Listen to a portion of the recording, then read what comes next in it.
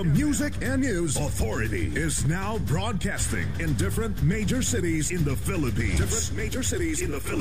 Brigada News FM National 93.1, Brigada News FM Cebu City 89.5, Brigada News FM General Santos City 93.1, Brigada News FM Zamboanga City 88.3, Brigada News FM Cotabato City 89.3, Brigada News FM Toledo City 103.1, Brigada News FM Puerto Princesa Palawan 88.5, Brigada News FM San Carlos City Negros Occidental 95.7, Brigada News FM Coronadal City 99.3, Brigada News FM Calibo Aklan 102.9, Brigada News FM Daet Camarines Norte 102.5, Brigada News FM Cagayan de Oro 97.5, Brigada News FM Kidapawan City 102.9, Brigada News FM Tacloban City. Soon to air, Brigada News FM radio stations that will embrace and hit the airwaves in other cities in the country. 93.5, Brigada News FM Olongapo City 107.3, Brigada News FM Rojas City Capiz 95.1, Brigada News FM Iligan City 92.9, Brigada News FM Kawayan City Isabela 92.5, Brigada News FM Tuguegarao City 90.9, Brigada News FM Bogo City, Brigada News FM Davao City, Brigada News FM Butuan City, Brigada News FM Surigao City, Brigada News FM Valencia City Bukidnon, Brigada News FM Dumaguete City, Brigada News FM Bacolod City, Brigada News FM Iloilo City, Brigada News FM Baguio City, Brigada News FM, the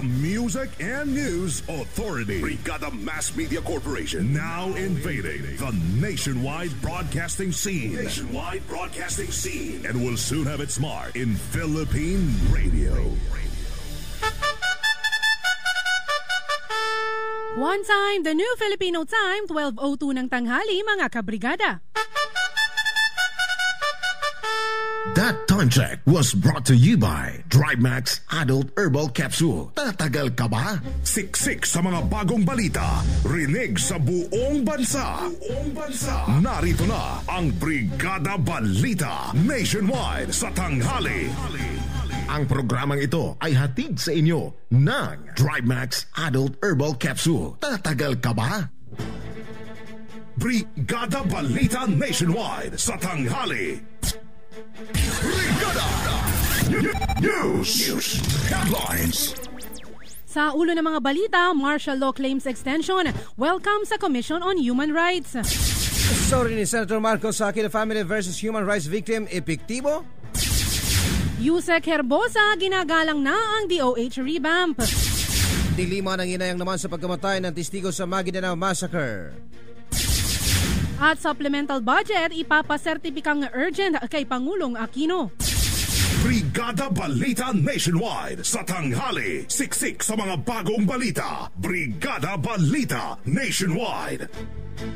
Magandang tanghali po mga kabrigada. Hatid ng Brigada News FM Philippines ang Brigada Balita Nationwide. Brigada Balita Nationwide. Mula rito sa Brigada National Headquarters, kami po ang inyong mga tagahatid balita. Brigada Sandy Matarcos. At Brigada Luna Agimat, araw ngayon ng Biyernes, November 21, 2014. 34 days na lamang po at Pasko na mga kabrigada at 55 days bago ang pagdating dito ni Pope Francis. Dumako na tayo sa detalye ng ating mga balita. Brigada National! Ang bahaging ito ay hatid sa inyo ng Power Cells Herbal Capsule. Tuldukan ang sakit.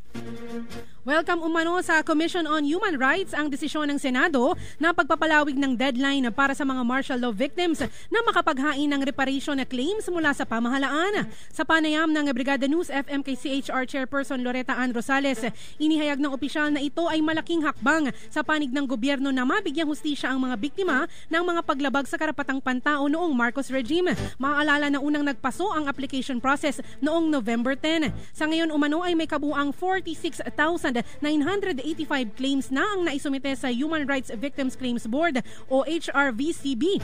Ang HRVCB ang naatasan na siyang magbabahagi ng 10 billion na peso fund na narecover ng gobyerno mula sa Swiss account ng pamilya ng dating Pangulong Ferdinand Marcos. Inaasahan umano na aabutin pa ng 2 taon bago tuluyang matatanggap ng mga benepisyaryo ang kanilang monetary claims. Siksik sa mga bagong balita. Brigada Balita Nationwide. Samantala, 2 araw bago ay 5 taon simula nang nangyari ang Maguindanao Massacre sa iba-ibang mga aktibidad na ang isinagawa ngayong araw sa bayan ng Batuan sa lalawigan ng Maguindanao. Kaugnay nito, isang misa ang isinagawa sa Sitio Masalay, Barangay Salman sa lugar kung saan pinatay ang nasa 58 katao kasama na ang mahigit 30 mga mamahayag. Magkasama ang magtutungo sa massacre site ang mga kaanak ng mga biktima para muling gunitain ang malagi na pagpatay sa mga biktima ng umano'y kagagawan ng mga ampatuan na ngayon ay nakakulong na sa BJMP Camp Bagong Diwa, Taguig City. Sa isinagawang misa, inihalimbawa ng paring nagbigay ng kanyang homily. Inilarawan nito ang Ampatuan Massacre bilang judicial and political Yolanda na nakaapekto sa buong bansa. Brigada Balita Nationwide. Samantala, kunin natin ang kaugnay na report sa ating kabrigada nga si Bong Kagape. Brigada Bong, i-brigada mo! Brigada Live! Kinumpirma ngayon ni Justice Secretary Laila de Lima na palaksan na nilang magkita ng testigo sa Maguindanao Massacre. Nauna nang napatay sa ambos patungo sana ng Tacurong City. Ayon kay de Lima, nakapanghihinayang ang nangyaring pagpatay sa testigong nagsilbing driver ni dating Ampatuan Mayor Andal Ampatuan Jr. na kinilalang si Dex Sakal at pagkasugat ng isa pang testigo na si Sukarno Boots Sudakal na nagsilbing bagman umano ng mga Ampatuan.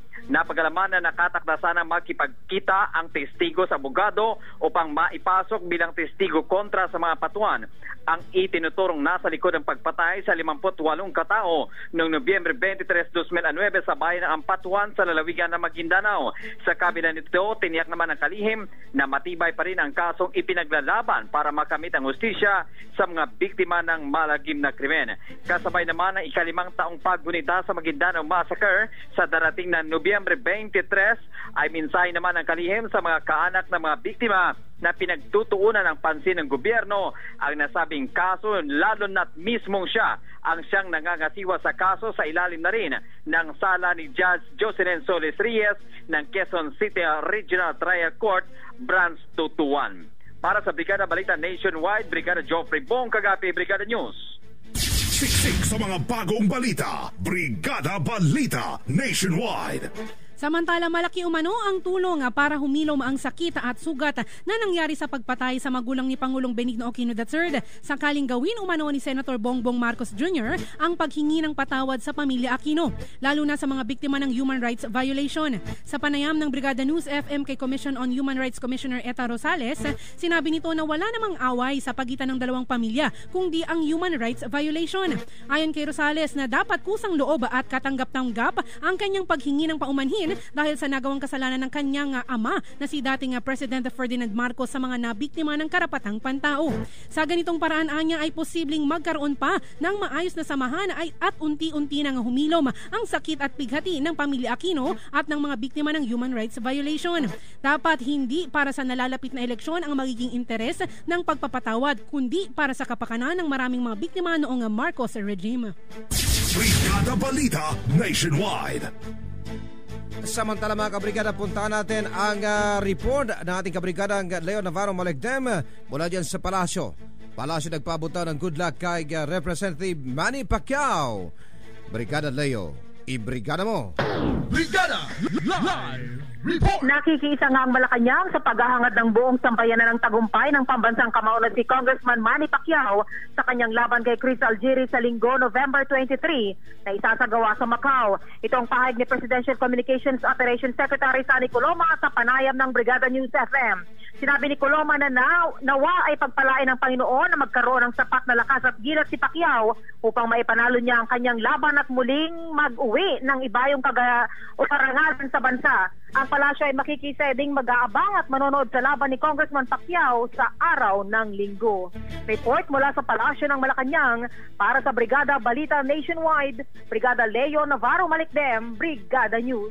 Brigada Balita Nationwide sa tanghali. Samantala sa iba pang balita, wala na umanong balak si Department of Health Undersecretary Ted Herbosa na ituloy ang banta nitong pagsasampa ng kaso laban kay DOH Officer in Charge Danit Garin matapos ang ipinatupad na rigodon ng huli sa kagawaran. Sa isang pahayag, aminado si Herbosa na nadala lamang ito sa emosyon matapos malamang kasama siya sa pinapatalsik ni Garin sa pwesto at pinababalik sa kanyang mother unit sa University of the Philippines. Ngayon umano ay nakahanda si Herbosa na tumalima sa utos ng kanyang boss. Matatandaan na kinustyon ni Herbosa ang direktiba ni Garin dahil sa bagong renew umano ang kontrata nito sa Health Department. Brigada Balita Nationwide. Sa iba pang balita, hihilingin ng Department of Budget and Management kay Pangulong Benigno Aquino III na sertipikahan itong urgent ang 23 billion peso supplemental budget para sa 2015. Ayon sa DBM, gagamitin ang nasabing pondo bilang pandagdag sa Rehabilitation Fund sa Eastern Visayas, pag-host ng bansa sa APEC Summit at iba pang infrastructure projects.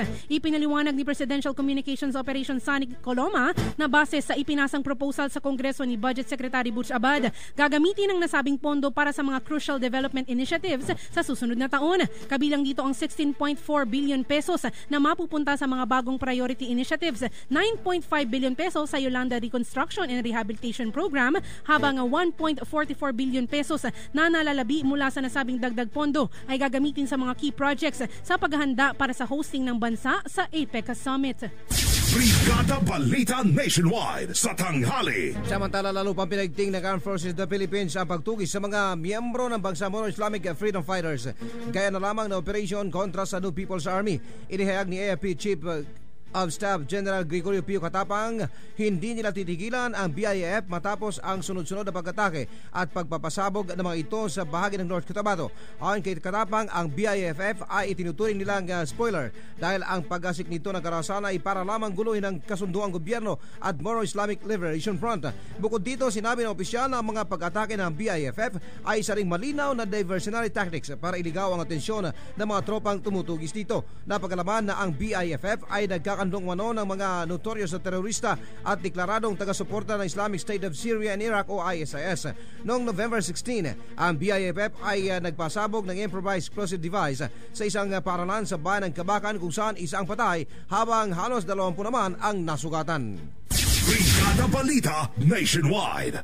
At sa panghuling balitang nasyonal, nakikipag-ugnayan na ang Embahada ng Pilipinas sa mga Filipino community sa Northeastern United States kaugnay sa nararanasang pre-winter snowstorm matapos umakyat na sa 10 ang kumpirmadong nasawi.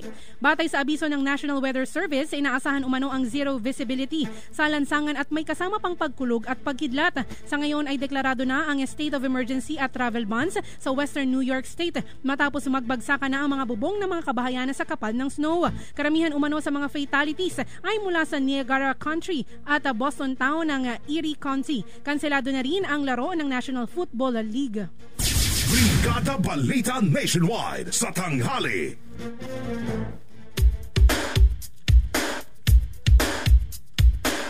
Anti-cancer o anti-carcinogenic. Ito mga kabrigada ang pinaniniwalaang properties ng bawang na may kakayahang labanan ang pagkakaroon ng colon cancer, prostate cancer, colorectal cancer at stomach cancer at iba pang mga uri ng cancer. Ayon sa mga dalubhasa at sa epidemiological studies, ang paggamit ng bawang mula sa 3.5 grams hanggang 30 grams ng sariwa o yung malutong na bawang kada linggo ay malaki ang posibilidad na mailigtas ka sa mga sabing sakit. Ngunit kabrigada, sa pag-inom lamang po ng Power Cells Herbal Capsule na isa sa mga sangkap nito ay garlic cloves, hindi mo na kailangan pang i-monitor kung gaano karami ang bawang na dapat mong ikonsumo. Basta uminom ka lang ng 2 kapsula pagkatapos kumain ng umagahan, tanghalian at hapunan ay tiyak na may proteksyon ka na at lalakas ka pa. Ang Power Cells Herbal Capsule po mga kabrigada, mabibili na po yan sa mga botika nationwide. Brigada Balita Nationwide sa tanghali. At yan po ang unang bahagi ng ating balita. Live na inatid sa inyo ng Power Cells Herbal Capsule at ng DriveMax Adults Herbal Capsule. Kasama pa rin si Brigada Sandy Madarcos at ako po ang inyong lingkod, Brigada Luna Agimat. Manatiling nakatutok sa Brigada Balita Nationwide sa tanghali.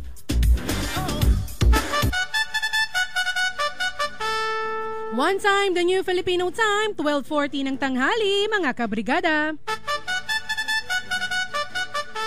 That time check was brought to you by Power Cells Herbal Capsule. Tuldukan ang sakit. Kataw, anak!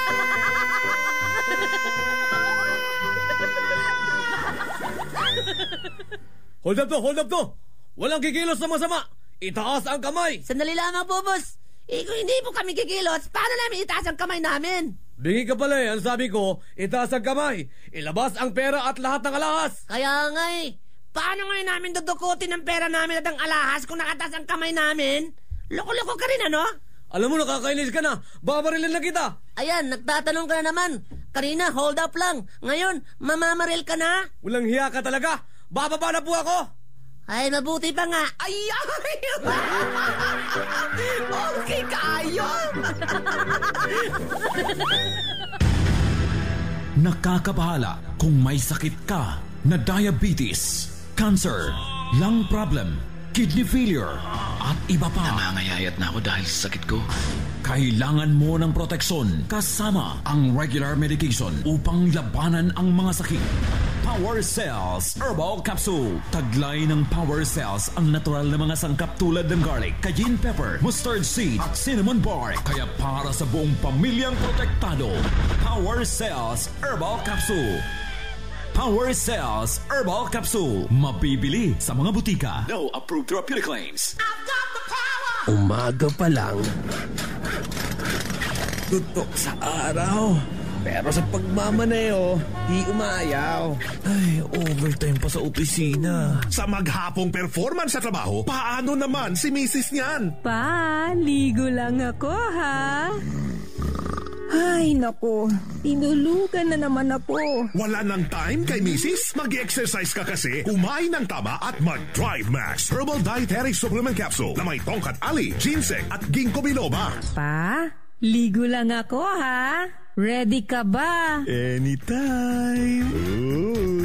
Drive Max Herbal Dietary Supplement Capsule. Now available at Watson's, South Star Drug, and other leading drugstores nationwide. No approved therapeutic claims. Mag-text o tumawag sa 0932-282-8805 para sa karagdagang impormasyon. Ang Power Cells Herbal Capsule at Drive Max Dietary Supplement Capsule ay available na sa Watson's drugstores nationwide. Pantas Pharmacy, National Highway Alitagtag, Batangas. Nelias Pharmacy sa P. Burgos Street, San Pablo, Laguna. La Femara Drugstore, E. Aguinaldo Avenue, Cavite City. At Ernestina Drug sa T.S. Cruz, Las Piñas City.